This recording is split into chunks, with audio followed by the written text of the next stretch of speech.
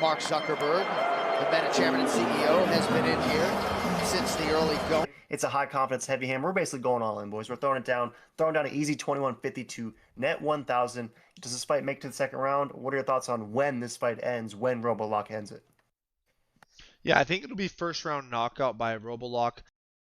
Episode 247, UFC Meta 2. Let's go. This card is kind of buns, but either way, we'll break it down. There's meat locks to come. Last week, easy light work. It was the heavy hammer. If you're not looking for the quick recap of UFC 326 from last weekend, head to the timestamps in the comments. But what'd you make, Meat Boy? It was the BMF Championship. It probably got retired after how that fight played out. You were all over it. You called Charles Du Bronx. What'd you make of the BMF? And is that the last time we see it?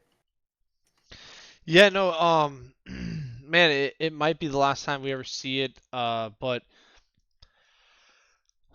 I mean, I definitely kind of called it. I knew there's some back end stuff that no need to really talk about. But Max he was done, man.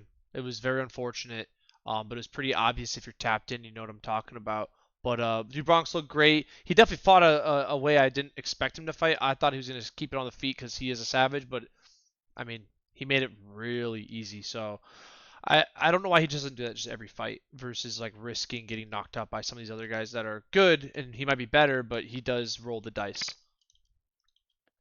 Yeah, great points. Mystic Meat, the ominous olive, no doubt. You were all over it. I do want to touch on, though, I obviously missed that one. I had Max. I thought it was going to be dominant. In the other direction, boy, was I surprised with that fight, but probably shouldn't have been, right? It's Charles Oliveira, it's Du Bronx.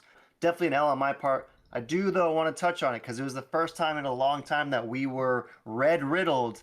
Now, Gregory Rodriguez, the Robolock, probably the easiest, heaviest hammer we've ever done. What'd you make of that? You said he would get done in the first round. You saw the intro Meat. Easy light work for the heavy hammer. Anything surprise you at all, or was that basically just the meat that you served up? No, no, it was the absolute meat that was served for us. RoboCop definitely came through, that's for sure, for the boys, and he basically did what happened to him in that first fight, except way better and very early and often, like we said. That was a lock nonetheless.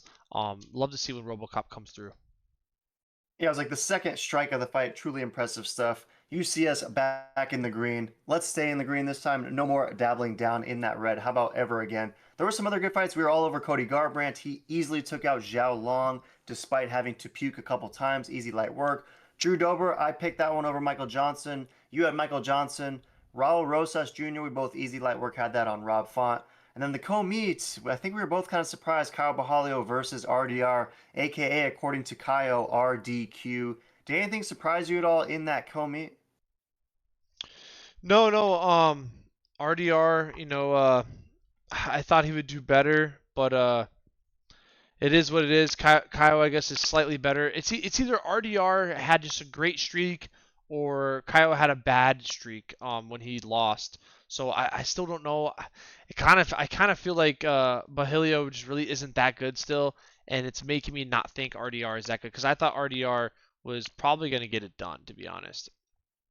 Yeah, it was a tough outcome, and yeah, who knows with Kyle Bahalio? He definitely surprised me a little bit. Maybe we have to rank him a little higher than we did, but either way, a pretty decent card this week. Not so much on paper, but sometimes these scrappy cards end up delivering. Do you want to swap us through to Meta 2? Yeah, let's go to the awesome card of Meta 2. Yeah, move us through then. It's a scrappy meatlock. You see the text. Brad Tavares taking on your boy Eric Anderson. It's two aging veterans, each on their way out. Likely one of those fights where, regardless of the winner, perhaps they both get cut, or maybe they just stick around and serve as gatekeepers for another 5 years. Who knows? But we like Brad Tavares ever so slightly in this one over your boy Eric Anders, who is a plus 120 dog. Tavares minus 154. These guys are the same age. They'll essentially have the same style. We like, however, the idea of Brad Tavares' takedown defense being able to stop your boy from implementing those takedowns. And when this fight's on the feet, Brad Tavares is just slightly slicker than Eric Anders, and a typical Brad Tavares unanimous, maybe even split decision, cashes for the second straight meatlock. So, what are your thoughts on this one? Brad Tavares versus your boy. Do you two agree that Brad Tavares gets this one by decision, or any chance he goes out there and finishes your boy? Yeah, no, I think Brad definitely finishes your boy. I think your boy is Dunzo. I think he's gonna be a KFC. He is an absolute potato can. And Brad Tavares, he's a very, very solid fighter. I'm surprised that he has not had a better UFC career because he has a lot of potential and he's still pretty young, but he's just an all-around better fighter, and I think he's going to get this done. I think they're trying to get Brad back in the win column and on a nice streak to build some more hype around him because he was pretty hyped for a moment, and I think people kind of forgot about him recently. Yeah, he was for sure. In his last fight wasn't his best, right? He got TKO'd by Robert Brycek, and before that, he had one of his best wins, probably one of his best performances we've seen in probably the last 5 years when he absolutely smoked GM3. So that seemed like that return fight get Tavares backed up momentum, and then obviously Brycek stole that right away. But Eric Anders, I mean, there's no momentum. There never really was. I mean, I think the biggest selling point, biggest sticking point for him was when he first joined the promotion. You know, this was a dude who came from Alabama, won a national championship. I believe was MVP of the national championship. Like Eric Anders was a big time football player and then transitioned to UFC, and that kind of was the peak of the story because since then it's just been up and downs, no real notable victories. I mean, the win against Chris Weidman on paper is a former champ, but that was a shell of himself, Chris Weidman, at the very end. So difficult to attach to too much weight. And when we look at that most recent version of Eric Anders, and it was against our boy CLD License, but he got absolutely smoked, and it was a lights out smoking. And I fear that if you're getting slept that badly, to your point, maybe Tavares is able to do the same. But Tavares has struggled to finish sandwiches. I mean, this dude hasn't picked up a finish since Christoph Jocko way back in 2018. We were actually there, but I struggle to see a world where he finishes him even in this one. So I like decision, but either way, easy light work, Meatlock, and one where, like you said, he'll just be slightly better everywhere than Eric Anders, who will be a step slower and just a little bit weaker all around. So we'll keep it simple, throw it on an easy 154 to net 100, keep us in the green either way, but we think this is a second straight cashing. I'm going decision officially. You're going by finish? Yeah, I'm gonna go finish second round. Let us know in the comments if we're fading your boy, if your boy is fading your boy, and Meat is as well. We kind of think Brad Tavares should be better all around, though. So let us know in the comments. Swap us through the Meat Boy. Meat Tibek Oralbot is taking on Chris Curtis, who we like to call the Milkman. Sometimes he will consider himself in the comments as a milk lock, but in this one he's a plus 220 dog against the Oral Goat, who's about a 3-1 favorite and is 15-2-1, has nice recent wins over Tafik Musayev and a finish most recently and quite easily against Jack the Joker Hermanson. Curtis, meanwhile, has won 2 of his last 4, but the 2 victories were very close, controversial split decisions. So there is a world where Chris Curtis is riding a 4-fight L streak in this one, coming in against the Oral Goat. So do you like Oral Goat in this one as minus 300, or is this Chris Curtis at plus 220 just the type of fight that gets Chris Curtis back in the win column? Because it seems like Chris Curtis is sometimes a dude where right when you write him off, he has a shocking, beautiful, best performance of his life type fight. Is there any chance he pulls that off against the Oral Goat, or is this spoiled milk? No, I think it's absolute spoiled milk, and I think Oral Goat actually chugs this milkman. I think he's gonna knock him out, finish him. Honestly, I think first round. The milkman is due to get drunk and knocked out and broken, and I think the bottle will shatter. If he is getting finished and you think it'll be early, what gives you confidence? Is it just the fact that Meek Tibek has proven to be, at least recently, an early first round finishing type fighter? I mean, again, Musayev, first round submission. Jack the Joker, first 3 minutes KO. Is it those recent performances that make you bullish on a third straight? Because the Milkman, while he does lose a lot of fights, he doesn't often get finished, and his only time getting finished in the UFC was on literally the last kick of the fight, minute 4:59 of the third round versus Roman Kopylok, when he landed that beautiful head kick after a pretty close fight of the night contest. So what gives you confidence that Oral Goat will be able to not only finish Chris Curtis when most can't, but do so early? Yeah, I mean, I think Oral Goat would actually destroy Roman Kopylov. Roman Kopylov KO'd the Milkman, and so I kind of, Milkman somehow has never really been. We've never seen him tested on the ground or grappled or submitted really. So I don't know if Oral Goat can do that, but I think Oral Goat can definitely knock him out.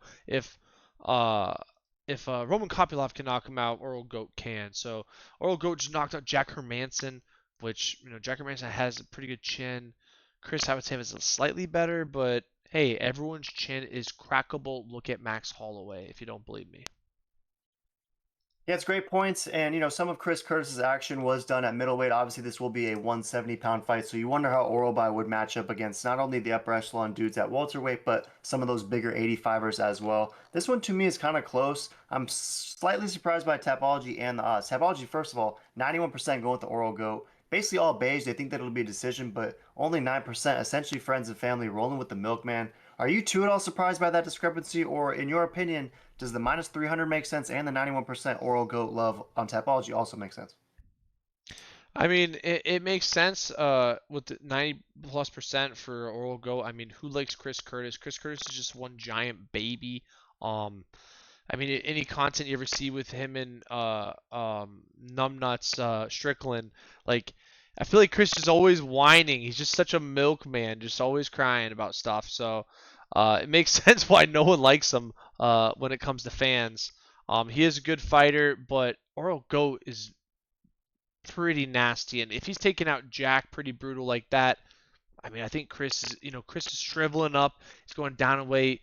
I'm smelling a TJ Dillashaw effect where he's just going to be too depleted, too small, and he's going to get clipped. Yeah, a lot of fair points. I think that Chris Curtis is a guy who can definitely ruffle some feathers, rub some people the wrong way for sure. I don't blame you for the points made. My last question, you can kind of tell I'm waffling. I'm going back and forth on this one. My last question is, do you at all fear that, remember, Meek Tibek Oralby, if you remember, I mean, I hate to reference this, but I believe at one point we meatlocked Meek Tibek Oralby against Mateus Rebeski. And if you remember, Rabisi was a fight of the night, but Rabisi beat the brakes off of Oralby. It was a split decision on paper, but just because the last few minutes they went wrong for Rabisi, but Rabisi rearranged Oralby's face. Any chance if you're getting rearranged by Rabisi, who I don't feel is as good as was hyped up to be, if you're getting rearranged by him, any chance a guy who is as good of a boxer as Chris Curtis will be able to do the same? Yeah, no, I think Rabisi is just chaos and an animal. I think it's just he can do it all from grappling pressure to striking pressure, throws insane power versus very, chill boxer, great slips, but doesn't really throw anything besides hands and doesn't do takedowns. So there's not much threat except for, the hands are coming. There's really no kicks to be worried about. I think Oralby has a pretty much a complete package where I think he can shoot the takedowns, trip him out, hit him up, hit some elbows, throw some knees, some kicks, and just edge this one out. Now, if Chris Curtis mixed it up and added more to his repertoire, I think this would be a way closer matchup, and I think Chris Curtis probably could win this. But I don't know. Am I crazy, or maybe I just don't remember the last Chris Curtis fight, but or last few. Like as far as I remember, I've never seen him do anything except box. He boxes in an MMA fight. I never see him do flying kicks, flying jump, nothing cool. He just has his shoulder tucked, arm down, one arm up, tucking the chin too, watching both sides, and he just does classic boxing techniques and walks people down and stuffs takedowns. I don't think that'll be enough to stop Oralby.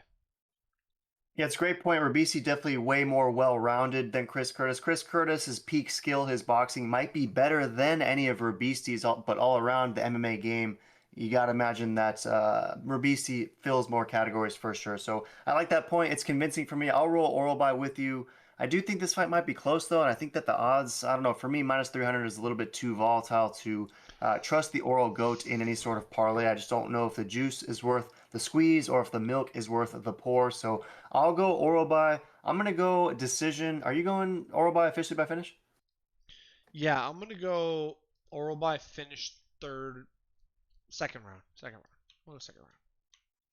Yeah, that could be some milk for sure. Let us know in the comments if the milkman is getting finished or if Oralby wins a decision. But either way, swap us through another interesting one here. Jose Delgado taking on Andre Fili. And the odds makers would suggest that it's bad vibes for Touchy Fili because he's plus 280. Delgado, the hype piece, is minus 390. And this dude's 10-1. His only loss was his most recent fight against Nathaniel Wood. And he was a fat favorite. And Nathaniel Wood surprised a lot of people with that W. Bad vibes, Fili, meanwhile, 25-12-1. Has a nice recent win over C-Rod, right? And that was a fight where they essentially fed him another up-and-coming hype beast, and now they're doing the same here with this kid, Jose Delgado.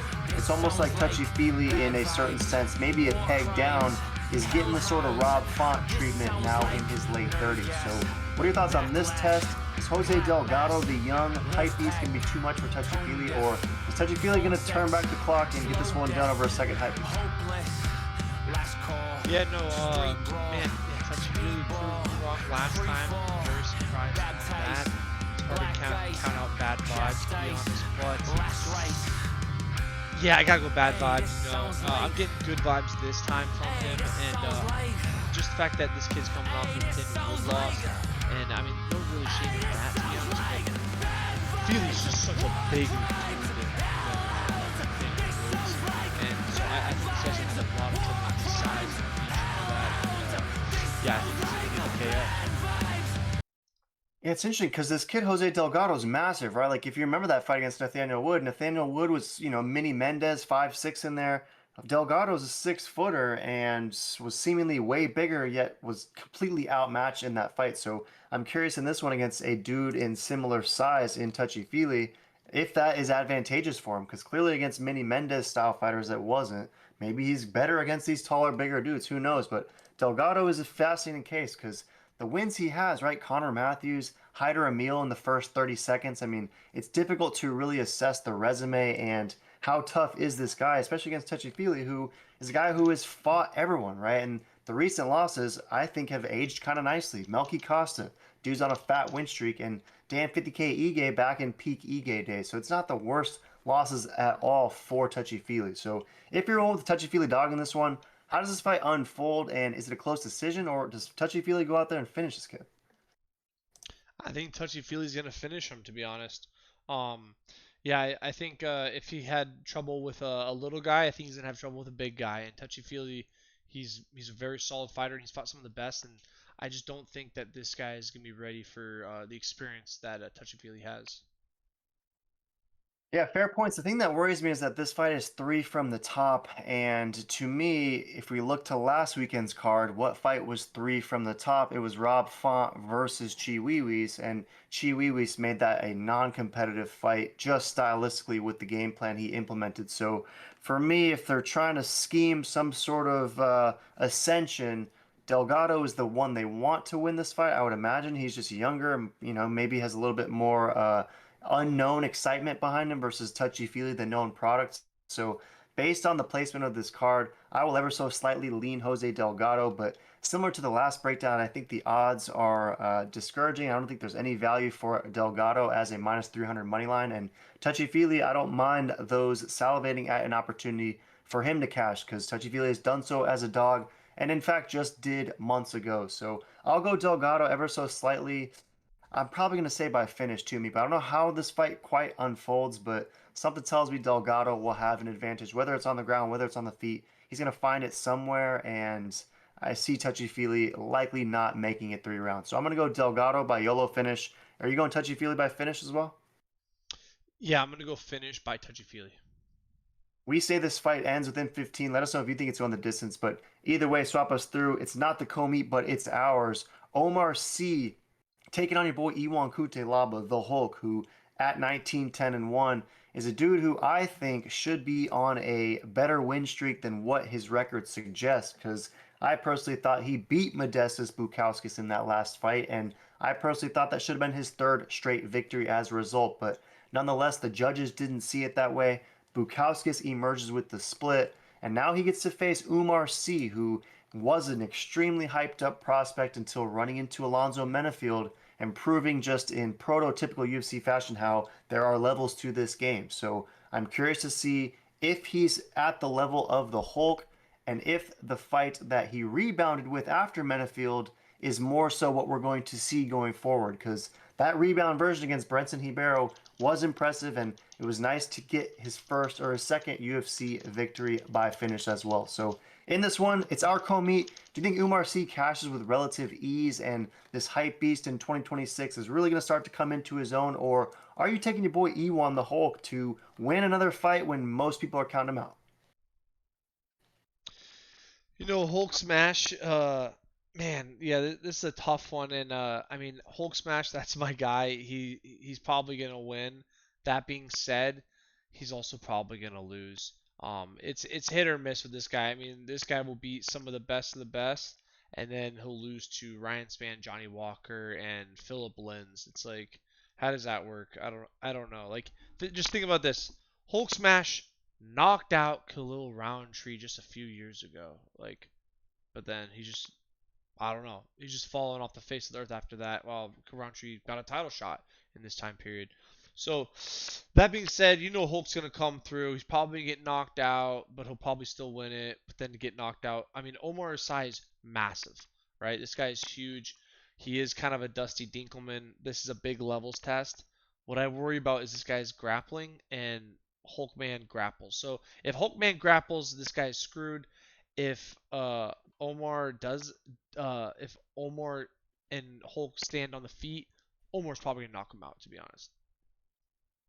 Yeah, it's a great point. And like we saw the grappling get tested in that fight against Homeboy, and he was not able to do anything against Menafield. He got stuck underneath him for 15 minutes, and that's Alonzo Menafield, not a dude who is overwhelming all of his opponents strictly with his grappling. So that was discouraging, and his rebound opportunity was Brenton Hebero, who, while yes, has some slick jiu-jitsu, he's more of a stand-up guy and doesn't have any offensive wrestling that was relatively threatening Umar Sy. So to that point, Iwan is a dude who will bum rush you, take you down. He gets in your face from the moment the fight starts. So I think that could be an advantageous game plan for Kutelaba. Immediately close the distance, make this thing gritty, try to wear on the gas tank of Umar Sy. I mean, you mentioned it. This dude's massive. He's 206, 6'4", likely will fight at heavyweight later on in his career. So I don't know. I think you bring up some compelling points and reference an interesting game plan for Iwan Kutelaba. And you also mentioned, some of the losses, the Johnny Walkers, the Ryan Man, Superman Span's not great. You also said Felipe Lins, and when Felipe Lins runs through Iwan Kutelaba, maybe Felipe Lins versus Francis Ngannou in a couple months might actually be kind of fake interesting. You never know. But either way, meat boy, are you picking Umar Sy in this one? Because last week, just to flashback to another one of your boys, you picked Michael Johnson over Drew Dober, your boy Drew Dober, and Michael Johnson absolutely failed you. So are you in this one going to again pick against one of your boy? This time, Iwan Kutelaba in favor of the hypebeast Umar Sy? No, no, I gotta go with Ian Kuntilaba. I'm gonna believe that he's going to Hulk smash and grapple, but if he doesn't, he's getting knocked out probably. But I hope I'm gonna root for him. I'm gonna pick him. I think he'll win submission or KO, so he'll get a finish. I don't know which one. I think he'll get it first round. Yeah, great points. He's a solid dog in this one. I'm going to roll with you in this one. I like Iwan. I like the game plan that you're strategizing. And I also like that this is at the Meta Apex Center, right? Tiny Dink Cage, Iwan Kuntelaba. That to me seems like a favorable situation for him to close the distance, get some takedowns, and beat Umar Sy in another fight that showcases, hey, Umar Sy, there's no way to have extended success in the promotion without being a well-rounded mixed martial artist. And I even think the fact that this is in the Apex against Iwan Kuntelaba is the UFC reminding him of that fact. So let's roll the dog in this one. I'd like the juicy intel. Any last thoughts on Umar Sy versus your boy the Hulk? No, no, this is a great fight. Hulk smash. Hulk smashes through. It's the meat event. Josh Emmett plus 390 taking on Kevin Vachejos minus 590, which is probably the most egregious odds that we've seen on this fight card. But Kevin Vachejos is a dude, El Chino, that a lot of the experts, quote unquote, are suggesting could be a real title challenger, if not this year, at some point next year. And for us, I mean, while yes, it's easy to acknowledge the skills that this kid has and the fact that he's only 24 years old, when we peel back some of the layers, I mean, the victories, Giga Chikadze, okay, Danny Silva, Sting. I mean, I can't tell you last time Sting won a fight. It's very interesting that he's a minus 600 favorite against a guy in Josh Emmett who has fought everyone. And while, yes, he's lost 3 of 4, lost 2 straight, just got finished in 90 seconds by Yusuf Zalal, this is a guy who does have some nice wins against Bryce Mitchell, Calvin Kattar, Dan Ige. I mean, the litany of victories for Josh Emmett vastly exceeds the victories that his opponent has. So are you two at all surprised by the odds discrepancy in this fight? And if so, is it enough for you to roll with CC0 Josh Emmett as a plus 400 dog, or is that too much? No, Josh Emmett. I mean, if this was a couple years ago, I would say I gotta lean Josh on this. But man, 41. Losing to Zalal, it's just it's a hard you know convincing pill to swallow, I would say. And this guy coming off a spectacular finish from Giga Chikadze, which nothing too crazy, but he's got solid wins. Sung Woo Choi and Giga, like those are pretty solid for just getting to the UFC. This is another staple, and I think they're trying to build. I mean, this kid's 24, and Josh is freaking 41. This Josh is almost 20 years older, which is actually insane. And I don't know. I want to pick Josh. I want to pick him first round knockout because he's just an absolute animal. But I think he's gonna get outclassed just like Giga Chikadze did. Josh is just too old. He's double his age.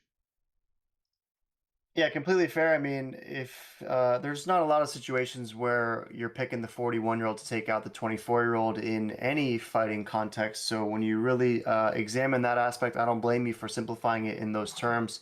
One question I do have, we know that the combination of both toughness, durability, and length of octagon time accumulated might work in Josh's favor because we've seen Kevin Vachejos in quick contests or at maximum 3 round contests, whereas besides the last fight, usually when we see Josh Emmett, it's been in a lot of recent meet events. I mean, this is the only dude who's gone the distance with Topuria, and that was a 5 round fight. I mean, Topuria finishes everyone in the first, maybe second round.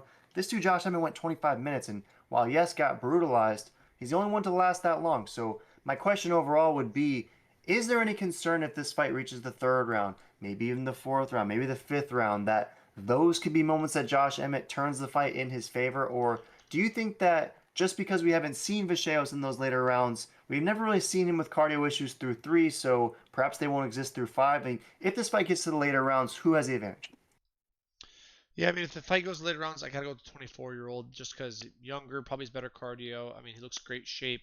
Um, I mean, Josh is 40. He's 40 plus years old. I mean, once you get to that range, I mean, he fought Topuria when he was in his older 30s, but still he was in his 30s. Like 3 years is a long time to go when you get to that 30-40 mark on endurance. I mean, unless you're Yoel Romero, an absolute specimen, that's one thing. But 90% of people, once you get to like 38 and crack towards 40, you just drastically start dropping in athleticism and hip mobility and all that. So it's just hard for me to believe if Josh is that kind of guy, especially when he's coming off a couple losses right now, right? So the age is definitely getting to him. He did fight some pretty good fighters, but I just think Kevin's gonna have his number just from him being just so old. Yeah, I don't blame you. He just is so old for sure. And Tapology is seeing it the exact same way. 94% roll with Vachejos. A lot of Brown for the KO. They think that Josh Emmett, despite rarely getting KO'd, is going to in this one. I sort of think that's a stretch. I think that Josh Emmett still has that granite chin. And the finish most recently was that YOLO armbar versus Alal, where he just got caught in a super bad position, submitted before the fight seemingly even began. I struggle to see Vachejos submitting Josh Emmett, and I don't think he's going to be able to finish him unless it is way later in that fight, to your point, where the age really starts to showcase itself in maybe the 5th round, and Kevin Vachejos had just poured it on him too much and ultimately gets a late finish. I'm going to go Vachejos in this one, but I think decision, and I don't know. I don't honestly blame anyone if they're trying to dink Josh Emmett as 41-year-old YOLO, because I'm curious to know how good Kevin Vachejos is. I mean, I have been convinced so far, but I'm not convinced that he's fought the caliber of fighter yet, even as what version Josh Emmett at 41 will bring on Saturday. So I'm going to go Vachejos by decision. What's your official prediction for how this fight ends? Yeah, I'm gonna go Kevin winning by decision. Kevin, decision. Let us know if you think he's going to pick up a finish or if we're sleeping on Josh Emmett and age is just a number. But either way, me boy, Meta 2 rear view. Hopefully it's a second straight meatlock. Brad Tavares. Any last thoughts? No, this is a great fight. I mean, sick card, meta card, absolutely so cool. But yeah,